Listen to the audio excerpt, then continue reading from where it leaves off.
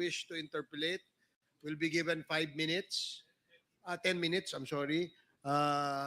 Yung 10 minutes na yon, hindi ho kasama yung reply nung sasagot. So, and no interjections. Let me reiterate that there are no interjections dito para magkaroon kayo ng enough na time para makapagtanong. Congresswoman Luisto, you're now recognized. Please proceed. Thank you. Can you please confirm if you are the same Roland Eslabon Espinosa, aka Kerwin? Kayo po ba ito? Opo, yes po, Your Honor. And do you confirm the truthfulness of the contents of this affidavit? Opo, Your Honor. Hindi po ba kayo tinakot, binayaran, pinakiusapan, pinangakuan para gawin ang salaysay na ito?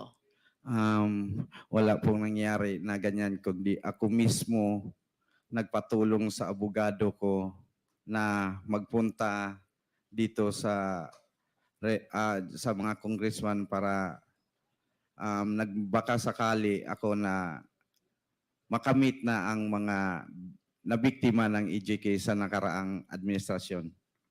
Kerwin, kanina, while you were delivering your opening statement, I observed that you were crying.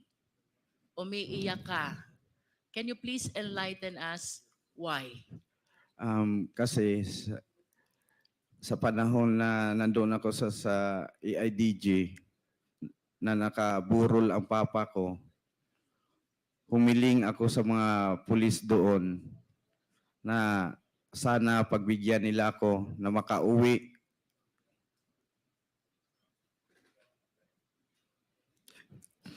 Na makadalaw man lang at makita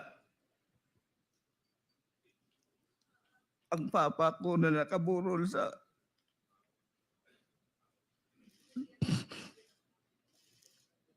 Kerwin, of course, you believe that your father, the late Mayor Espinosa, is a victim of ruthless killing. Is this your position, Kerwin? Yes. Pero alin ba yung mas nakakaiyak? Yung pagkamatay ni Mayor Espinosa o yung hindi kanila pinayagan na madalaw ang burol niya? Pareho po yung dalawa na hindi ako pinayagan na makauwi sa lugar namin para makita sa kahuli-hulihan na panahon ang daddy ko. Kerwin, prior to the death of Mayor Espinosa on November 5, 2016, he was the mayor of Albuera, Leyte. You confirm? Yes po. Pang-ilang taon po ba niya na mayor ng Albuera during that time? First time pa po niya na maging mayor po ng Albuera, Leyte. So 2016 is supposed to be his first term as mayor. Yes po.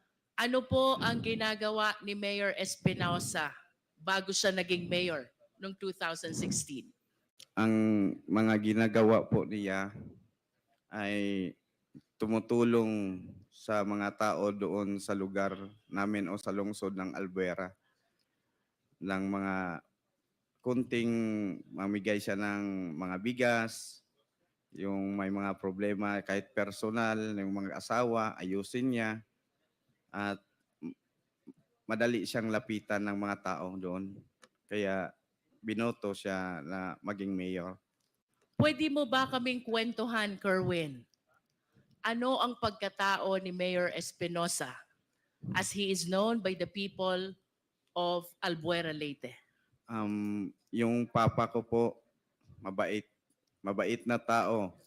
Mahirap na kung elaborate ko pa kung anong klaseng tao siya. So siguro sa nakita kong kakayahan ng Quadcom o sa mga congressmen, pwede naman silang magpadala ng tao doon sa lugar namin at itanong kung anong klase o anong unsay pagkatao sa akong papa. Lisod, mahirap kasi na ako magsalita na ganito kasi sarili ko yon, Ama. Mas mabuti na malaman nyo based doon sa mga tao sa Albuera. I understand, Kerwin. You also stated in your sinumpaang salaysay, habang nasa Malaysia ka, papuntang Abu Dhabi, you learned that the late Mayor Espinosa is included in the narco list. Oh, yun po. Nalaman ko na lang na nasali siya sa listahan ng presidente na narcoles. Paano at kanino nyo po nalaman na kasama pa lang inyong ama sa narco list? Sa panahon na yon, may kaibigan ako na si Buntuyan, taga Cebu. Si IDG din yun, si Sir Delpin Buntuyan. Siya ang nagsabi sa akin na amigo, ang imong papa na appeal sa narcolis ni presidente. Was there ever a time, Kerwin, that you validated or you verified the truthfulness of the fact that your father is included in the narco list? Na ano ko na yun, na positive na talaga, na naniwala ko kasi sa TV at sinabi ni Pangulong Duterte na kasama ang papa ko sa listahan ng mga narcolis. You are saying, Kerwin, that Mayor Espinosa is one of those named by President Duterte as included in the narco list. Is that your statement, Kerwin? Yes po. And that is the reason why you conclude already that indeed your father is among those in the narco list. Yes. Tama ba? Yes po. There are three important statements you made in your sinumpaang salaysay which really captured my attention.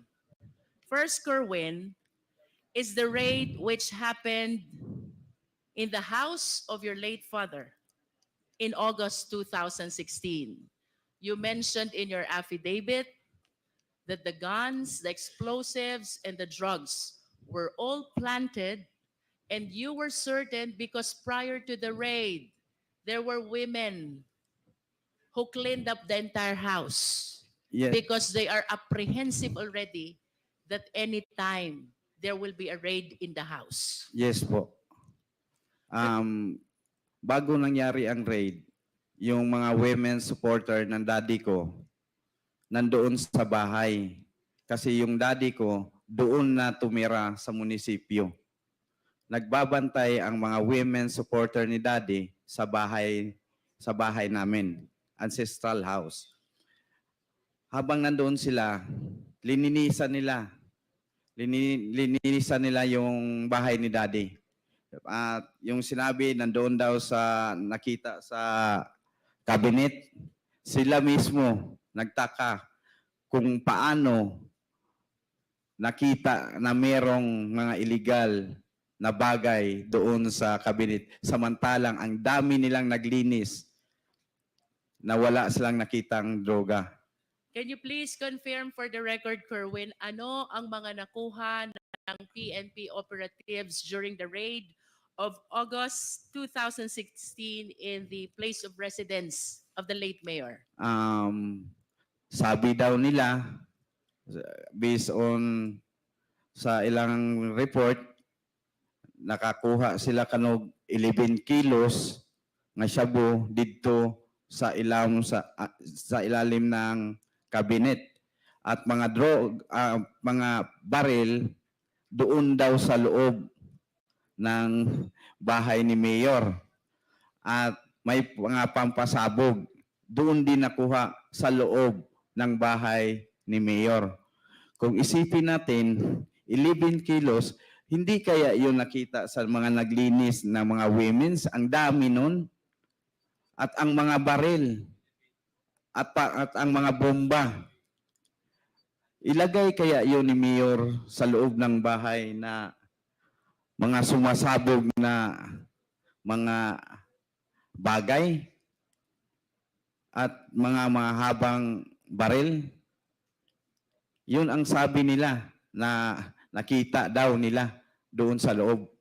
Pero walang kahit isa na taga-Albuera na maniwala sa kanila sa report nila na may nakuha doon. Kasi ang nagbantay sa bahay ni Mayor, yung ancestral house namin, nasa 70 ka mga babae nandoon sa bahay. Binantayan talaga ang bahay namin. Inano sila ni Joby na magkaroon ng raid, kaya tumakbo na sila. Natakot. So you deny, Kerwin, the legitimacy of the raid or the operation that was conducted by the police operatives on August 2016. Opo. And can you please state for the record, sino po ba ang namuno? Sino po ang team leader ng naganap na raid sa inyong tahanan nung nasabing petsa? Si Mr. Joby Espinido po. Can you please state his full name? Police Colonel Joby Espinido. Mr. Chair, may we know if we have Colonel Espinido here? To the information of the Honorable Luistro, he sent us a letter of excuse in today's hearing. Thank you, Mr. Chair. For the satisfaction of the Filipino people, just to make sure that Kerwin is aware of the identity of the one he is naming as Colonel Jovi Espinido, may we request the Secretariat to flash a picture and let's hear from Kerwin if he will be able to identify who this person is. Yes po. Secretariat, please.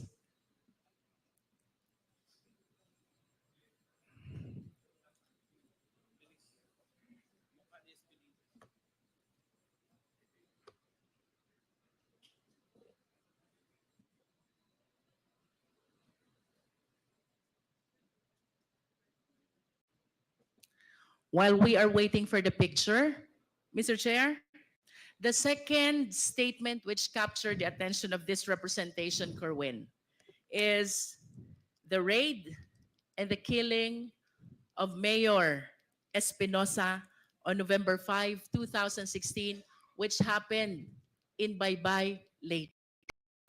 You confirm this? Yes po, sa loob ng provincial jail ng Baybay, Leyte. But of course, you have to understand as well that similar to the raid that happened in your house, this incident, the killing and raid against Mayor Espinosa, happened while you were in Abu Dhabi. Tama ba yun? Opo, wala po ako dito sa bansa.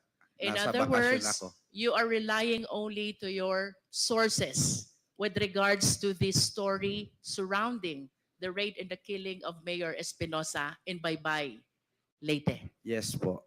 And can you please enlighten us for the satisfaction of the public who are watching us, Kerwin, because you went a long way for us to be able to hear these explosives of yours. For a period of 7 years, naniniwala ang buong sambayan ng Pilipino sa naging testimonya mo sa Senate noon. Now you are completely overturning all your statements. And we owe it to the Filipino people to explain and share what really happened according to your source during the raid and the killing of Mayor Espinosa on November 5, 2016 in Baybay, Leyte.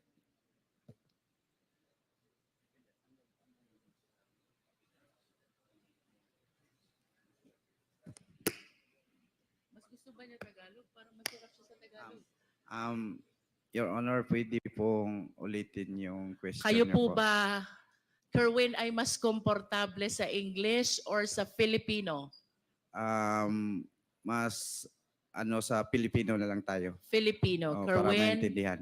you mentioned na banggit mo sa iyong sinumpaang salaysay, bagaman ikaw ay nasa Abu Dhabi noon, ng iyong ama na noon ay nasa Baybay, Leyte Provincial Jail, ay ni-raid at pinatay ng mga operatiba ng pulis.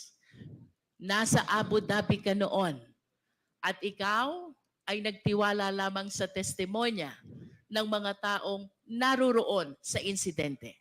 Nevertheless, Kerwin, can you please share to the Filipino people, what do you believe? Ano yung pinaniniwalaan mong tunay na pangyayari sa loob ng Baybay, Leyte, kaugnay ng pagkamatay ng iyong ama? Naniwala ako doon sa mga nakapiit sa loob kasi sila ang nakakita at kitang-kita nila sa dalawang mata at narinig nila ang mga putukan. Kitang-kita nila from the very beginning, pagpasok sa selda ng aking ama. Kerwin, kung nakikilala mo itong mga taong tinukoy ng iyong mga source, maari mo bang banggitin sino itong mga pulis na pumasok sa selda ng iyong ama? Sa sinabi ng aking source, ang pumasok doon si Leo Laraga. Leo Laraga, siya talaga ang kumitil sa buhay ng papa ko. Leo Laraga. Laraga. Can you please check if Leo Laraga is inside this hearing venue? Narito po ba siya? With the indulgence of, Mr. Chairman, with the indulgence of Congressman Luistro, Police Captain that time, Leo Laraga is not present, no, in today's hearing, but for sure we will invite him in the next hearing. Thank you, Mr. Thank Chair. you. Bukod kay Leo Laraga, sino pa ang nalalaman mong kasama nitong mga nag-raid at nag-operate pumatay sa iyong ama? Si Colonel Marcos at si Sir Matera kasi mga kaibigan ko sila. Kerwin, regarding Colonel Marcos and Colonel Matera, if they are present in this hall, can you kindly point at them? Ituro mo sila kung sila'y naririto sa bulwagang ito. Colonel Marcos and Colonel Matera. Yan. May we request the police officer raising his hand, to please identify himself for the record, Mr. Chair. Mr. Chair, Honorable Committee, I'm Police Colonel Marvin Marcos po. Thank you. How about Colonel Matera? Can you point at him?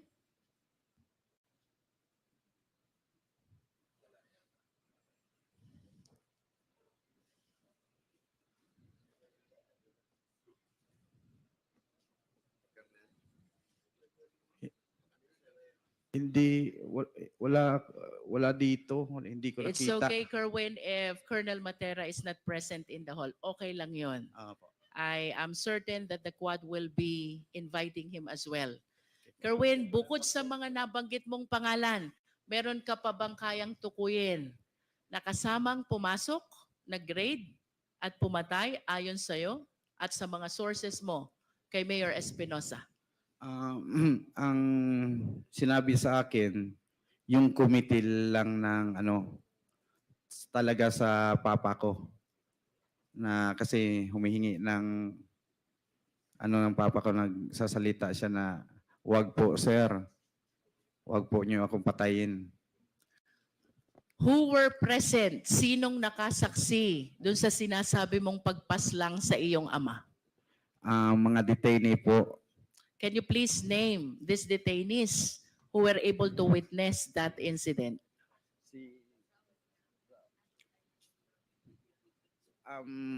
A certain Dondon na taga sa amin sa Albuera. At si Raul Yap na matay naman yun. Patay man si Raul Yap. At si Ruben, a certain Ruben, tatlo sila pero yung isa, tatlo yung ng daddy ko kasama niya sa selda, nag-a-assist sa kanya. Yung isa patay na po, namatay din kasama How yung about the dati ko. other one who is he still living? The Yeah, other yeah. one? Opo, Your Honor. What is his name? A certain Don. A certain Don Don. Oh. And can you please share with us, ano ho ba yung nalalaman yung pangyayari dito sa pagkamatay ng inyong ama? Pumasok and then what happened next? Ang una nilang ginawa daw, sabi sa aking source, pinapace the wall muna yung mga pulis. Can you please illustrate? Maari mo bang ipakita sa amin paano ba yung face the wall so the Filipino people will understand? Dito ko lang po gawin sa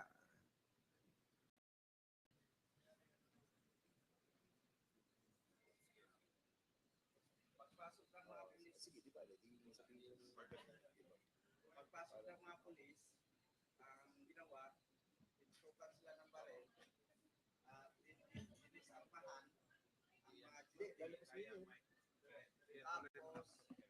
Can you please provide a microphone to Kerwin?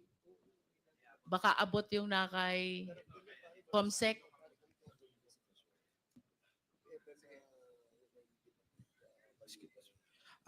Ganito po ang sinabi sa akin na nangyari nung raid. Pumasok yung mga operatiba at dinisarmahan ang mga on duty sa oras na yon. Nung pagkatapos nilang nadisarmahan, ganito po, pinapace the wall sila.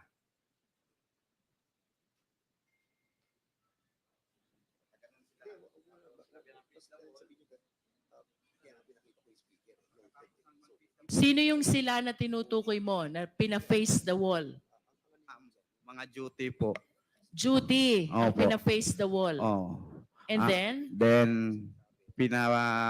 pinaluhod sila na sinabihan daw na huwag kayong titingin. you are referring to the jail guards, Yes. yung bantay Oh, sa mga bantay. bilangguan. Opo. Pina-face the wall, pinaluhod, wag titingin, and then what happened next? Hinanap nila ang hard drive ng CCTV. Nung nakita na siguro nila, pinatay at binitbit yung hard drive ng CCTV.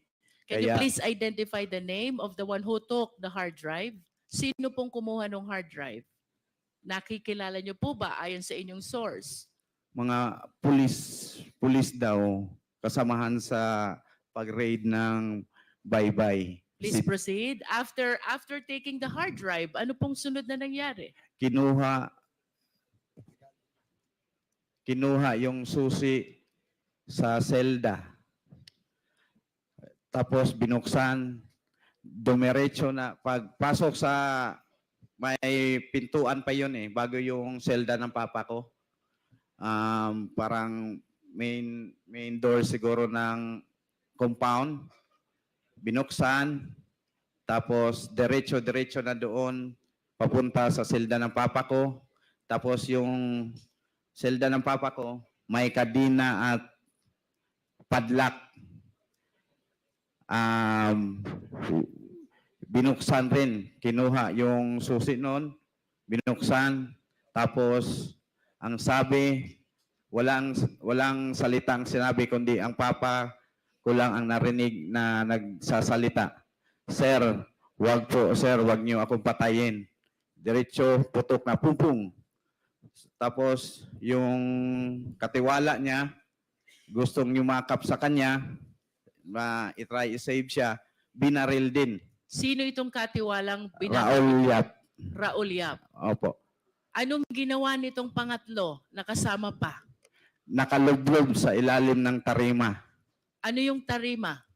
Yung higaan po, Your Honor. Nalalaman mo ba kung ilan ang naging tama ni Mayor Espinosa?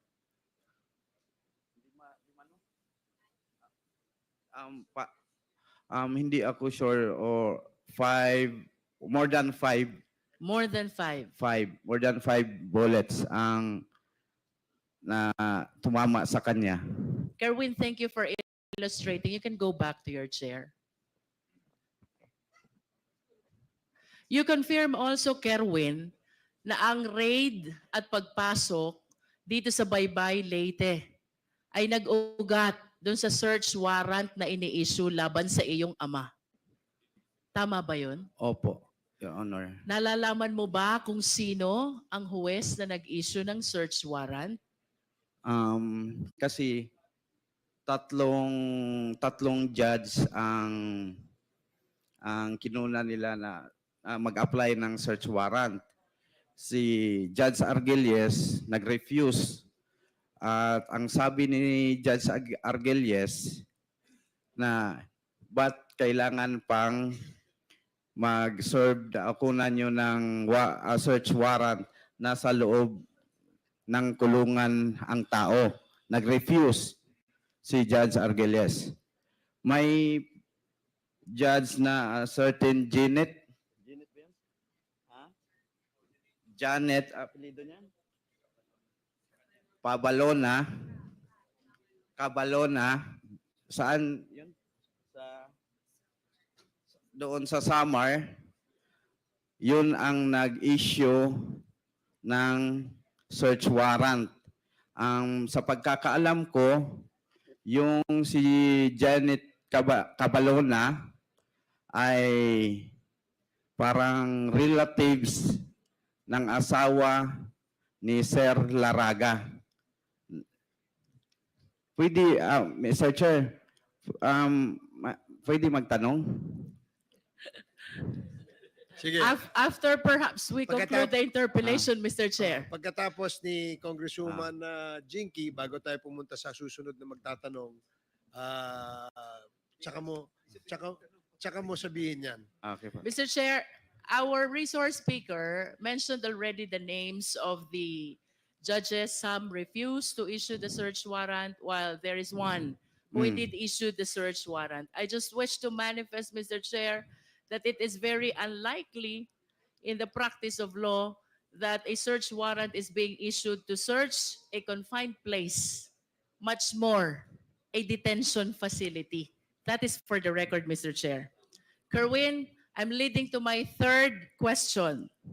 November 16, 2016, through the coordination with the Interpol, iniuwi ka dito sa Pilipinas. Pagdating sa airport, you were arrested at sinalubong ka ni Senator Bato. Bato de la Rosa. Nakikilala mo ba si Senator Bato? Siyempre. Bakit mo siya kilala? Matapang yun. Puro barilan-barilan ang hahamon sa TV ng draw sa mga illegalista. What else do you know about Senator Bato? Bago pa siya naging senador, nasan ba si Senator Bato? Chief PNP yun po, Your Honor. Chief PNP. Ano? Okay, can you please identify the picture on the screen? Sino ba yung nasa screen? Siya po, si Bato de la Rosa. During that time, ano bang assignment ni Senator Bato during that time? Yang kwinekwento mong insidente. Nasaan siya noon? Siya ang Chief PNP. Yes, you stated in your sinumpaang salaysay na may sinabi sa'yo Opo. ang noon ay PNP Chief Bato na kailangan mong gawin kapalit ng iyong pagkakataon na mabuhay. Opo. Do you confirm this? Yes po. Can you please tell us, anong sinabi sa'yo ni Senator Bato? Sinabi niya sa akin, sumunod ka sa plano. Kung sumunod ka kung sino ang babanggitin mo para maligtas ang buhay mo. Kung ayaw mong sumunod, ikaw na ang susunod sa tatay mo or isa sa membro ng pamilya nyo may mangyari na masama. You mentioned about plano. Can you tell us ano ba yung planong tinutukoy? May mga pangalan na pinid sa akin, sinubo, at babanggitin ko sa aking testimonya o sa aking salaysay sa Senado. At maari mo bang sabihin, sino ba itong mga taong ito at anong gustong ipabanggit sa'yo ng noon ay PNP Chief Bato? Peter Lim, supplier daw ng shabu, pero nandyan lang, hindi na huli-huli. Tapos si Senator De Lima, protector daw sa mga shabu, mga nagtitinda ng shabu sa loob ng Bilibid. Protector daw si Ma'am Laila. At yung iba pa, si Lovely Impal, si Jiraham, si Peter Ko, ganon. In Sila other po. words, Kerwin, ang gusto ni PNP Chief ay banggitin mo itong mga pangalan na ito na may kaugnayan sa illegal drug operation. Tama ba yun? Opo. At ito ba'y sinunod mo, Kerwin? Talagang sinunod ko po kasi Bakit mo to sinunod? Of course, alam mong mali ito. Di ba? Bakit mo sinunod ang utos ng Nonay PNP Chief ba to? kung siguro kayo, kung kahit sino naman sa atin na mga tao dito, nandito sa loob ng Quadcom, talagang susunod dahil kapalit na yon ng buhay mo. At lalo na pag may mga anak ka pang maliit na sabihin na susunod ka na sa papa mo kung hindi ka sumunod sa aming plano. Mr. Chair, I wish to make a manifestation that with respect to the raid of the house of the late Mayor Espinosa, which happened in August 2016, our resource speaker satisfied. So, taking from his statements that there were women who were guarding the house and even cleaned up the house, reason why they are certain that all the guns, explosives, and shabu were merely planted by the PNP operatives, I respectfully move, Mr. Chair, that we invite these women, and I hope Kerwin will be able to name who these women are in order to substantiate the testimony that Kerwin Espinosa has given to the Quadcom. Second, Mr. Chair, with respect to the raid and the killing incident of the late Mayor Espinosa in Baybay, Leyte, we are suffering from the same predicament because, as admitted by Kerwin, he was still in Abu Dhabi during the time. So, to determine the veracity of the information that he was able to receive from his sources, I respectfully move as well, Mr. Chair, that we invite the third inmate by the name Don Don, who was inside the cell of the late mayor when the killing incident happened. I wish to ask Kerwin to name also the jail guards who were on duty during the time, likewise to substantiate the information that he has given to Quadcom already, Mr. Chair. So move, Mr. Chair. Okay, before I rule on the motion, tanungin ko lang muna si Mr. Espinosa. Sino-sino itong mga women na sinasabi mong ayon sa iyong salaysay, yung mga women na naglinis ng bahay ninyo? Landa, asawa ng barangay captain namin sa aming barangay. Ano lang yung full name nila kaya para ma-record Um, natin. Landa Sumalhag. Okay.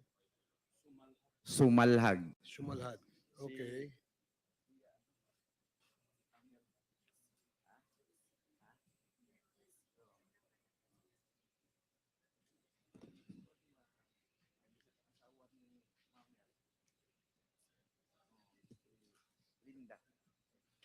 Linda Rosal. Linda. TC de la Austria. Yang tatlong binanggit ko, sila na ang Kami 10 minutes. magpatuloy na magbanggit kung sino-sino ang kasama nila doon sa mga women's supporters ni Daddy. Yung isang witness na nasa loob ng kulungan na isang PDL din. Anong pangalan niya? Dondon, a certain Dondon. Certain Dondon. So there is a motion to invite the women who, according to the sinumpaang salaysay ni Kerwin Espinosa, ang siyang naglinis nung kanilang bahay bago po ni-raid ng membro ng Alvera Police ang kanilang bahay. And a certain Dondon who is a PDL and who apparently saw the incident that happened inside the jail. Is there a second? Is there a second? There's a second. Are there any objections? So hearing none, the motion is approved. Comsec, Mr. please Chair. invite the following personalities mentioned by Mr. Espinosa in the next Quadcom hearing. Mr. Yes, Chair. Congresswoman Luis. Can we please invite as well the jail guards who were on duty if we have the means to determine who these people were? Comsec, kindly determine who these jail guards on duty at the time of the incident and report to the Quadcom. Thank you. Anything else? Mr. Chair, I'm about to conclude. Okay, thank you. I just have one quick question for Pidea. Pidea, sir, palagi pong nababanggit itong narco list. Even from the time of the 3 Chinese drug lords to the time of PCSO Board Secretary Wesley Barayuga, and now we are confronted by the killing incident as alleged by Kerwin, committed against Mayor Espinosa, who allegedly was included as well in the narco list. Can you please enlighten us? Ito ho ba'y chinek nyo? If during that time, the name of Mayor Espinosa indeed appear in the narco list? Mr. Chair, Your Honor, yes, the names of the father and son appear in the original list. The Kerwin is listed as a drug trafficker. The father is only, the category of the father, whether pusher or trafficker, is not listed, but in the list, he is already indicated as neutralized. So, he was, he was dead already. Would you neutralize because dead? Yes. Would you know, Pidea, kung kailan po napasama dun sa narco list? Was it the after the killing incident or subsequent to the killing incident? In the original list, it was already after the death of If Mayor you are Espinosa. saying, Pidea, that it was after the incident, ibig sabihin po patay na si Mayor Espinosa nung napasama sa drug list? Ganun ho ba yun? No, Your Honor. What happened is that Mayor Espinosa is included in the list, but however, as the period or as the drug campaign continued, he would eventually be indicated as neutralized. So we could not ascertain whether he was a drug pusher, drug user, or whatever was his participation, Your Honor. Mr. Chair, I wish to manifest this drug list, the narco list, is indeed very controversial.